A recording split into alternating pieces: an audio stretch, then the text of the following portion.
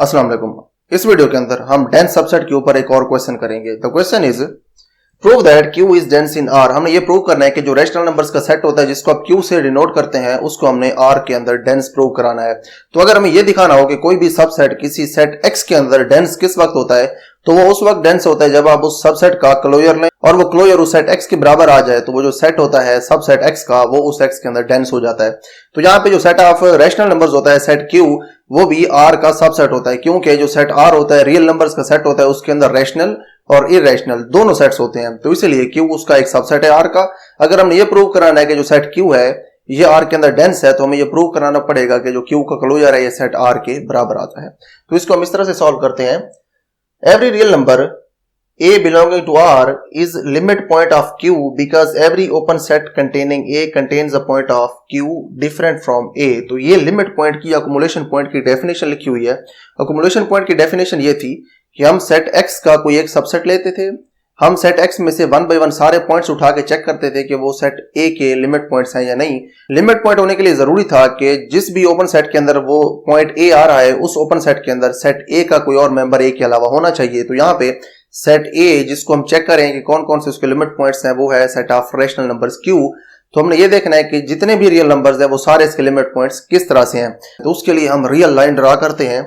Real line इस तरह से होती है। अब यहाँ पे फॉर एग्जांपल कोई पॉइंट A ले लें रियल लाइन के ऊपर।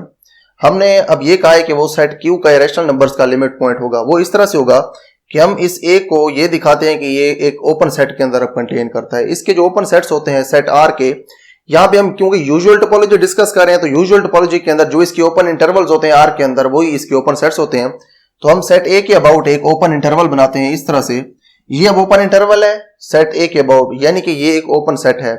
अब ये हमने जो ओपन सेट बनाया है ये एक आर्बिट्रेरी ओपन सेट है। जितने भी ओपन सेट्स होंगे जिनके अंदर पॉइंट A होगा वो इसी तरह से होंगे। अब अगर ये ओपन सेट है इसके अंदर अगर पॉइंट A है, तो हमें ये समझना पड़ेगा कि जो रियल लाइन है ये किस तरह से बनी हुई है। रियल लाइन इस तरह से होती है कि इसके अंदर एक होता है रैशनल पॉइंट और दूसरा पॉइंट होता है इररेशनल, फिर एक रैशनल होता है और फिर एक इररेशनल होता है।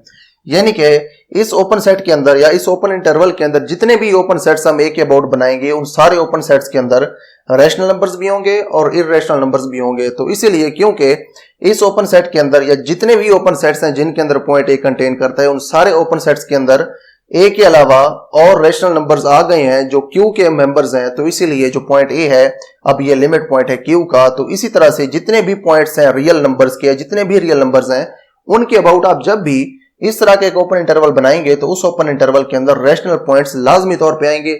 इसीलिए सारे रियल नंबर्स सेट Q के लिमिट पॉइंट्स बन जाएंगे। तो इसलिए हम लिख सकते हैं कि जो सेट ऑफ रियल नंबर्स है ये Q के डिराइव्ड सेट के बराबर है, क्योंकि इसके सारे पॉइंट्स उसके लिमिट पॉइंट्स हैं। तो इसके सारे पॉइंट्स उसके डिराइव्ड सेट में कंटेन कर जाएंगे। तो हम ये लिख सकते हैं कि जो सेट R है ये बराबर है Q के डिराइव्ड सेट के। So we can write that the derived set of Q is equal to the set of real numbers, क्योंकि R सारे का सारा उसके लिमिट पॉइंट्स के सेट में कंटेन कर गया है। तो इसलिए Q prime is equal to R। ये जो Q प्राइम है ये डिनोट कर रहा है सेट Q के लिमिट पॉइंट्स के सेट, यानी कि उसके डिराइव्ड सेट को। तो अब क्योंकि हमारे पास Q के डिराइव्ड सेट की वैल्यू आ गई है, तो अब हम Q का क्लोजर बता सकते हैं। Q का जो क्लोजर है ये इस तरह से होगा। हमने क्लोजर के ऊपर एक क्वेश्चन किया था कि किसी भी सेट का क्लोजर बराबर होता है उस सेट के डिराइव्ड सेट के साथ यूनियन की, यानी कि आप उस सेट का यूनियन ले लें उस सेट के डिराइव्ड सेट के साथ, तो जो आंसर होगा उस यूनियन का वो क्लोजर के बराबर होगा। तो यहाँ पे भी ऐसा ही होगा कि जो Q का क्लोजर है ये बराबर होगा Q यूनियन Q प्राइम के, और Q प्राइम जो है डिराइव्ड सेट ऑफ Q उसकी हमारे पास वैल्यू मौजूद है, वो रियल नंबर्स है। तो अब यहाँ पे set of real numbers put कर दें Q प्राइम की जगह पे, तो हम यहाँ पे लिख सकते हैं Q union Q prime is equal to Q union R। अब ये जो सेट Q है रैशनल नंबर्स का सेट, ये सेट R के अंदर पहले से कंटेन करता है। तो क्योंकि इसके अंदर कंटेन करता है तो जब आप यूनियन लेंगे तो इस यूनियन का आंसर भी सेट R आ जाएगा। So the answer is R। तो हमने स्टार्ट किया था Q क्लोजर से और इस सारे का आंसर आया है सेट R। तो अब यहां से आप लिख सकते हैं Q closure is equal to the set of real numbers. This implies that Q is dense in R। हमने अब यही चीज दिखानी थी कि Q का क्लोजर जो है वो R के बराबर आएगा, तो तब जाके Q डेंस होगा R के अंदर।